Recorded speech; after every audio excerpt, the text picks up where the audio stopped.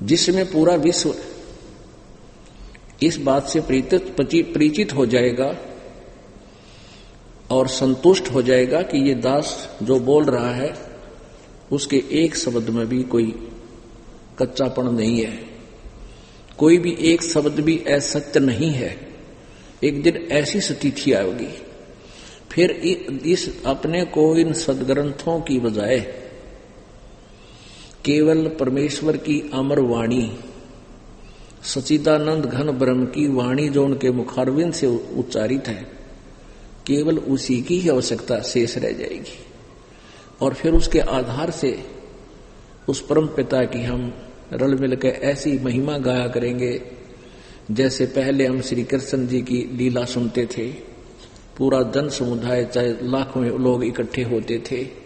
जो भी वक्ता बोलता था श्री कृष्ण जी के बारे में सभी गर्दन हिलाते थे, हाँ जी हाँ जी, बिल्कुल सही, गदगद हो जाते थे कि श्री कृष्ण जी पूर्ण परमात्मा मानते थे। उनको ही हम सब लीलाएं उनकी की भी मानते थे, सर्वेश्वर मानते थे, क्योंकि किसी को भी नो ऑब्जेक्शन था,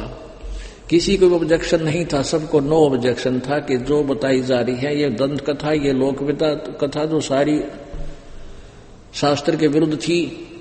वो हमने सत्य मान रखी थी। क्योंकि हम हजारों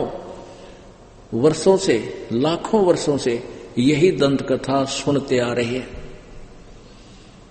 इसलिए प्रत्येक को गुंजाइश नहीं रही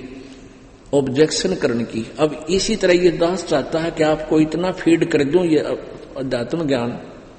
सदग्रंथ को दिखा दिखा के, एक दिन आपके हृदय में ये समा जावे कि कबीर इज गॉड और सत्य है। इस सत्य को आप स्वीकार जब कर लोगे, फिर हमें सदग्रंथों की नहीं, परमात्मा की केवल एक अमर वाणी की आवश्यकता पड़ेगी और फिर अपने दिन रात भजन किया करेंगे।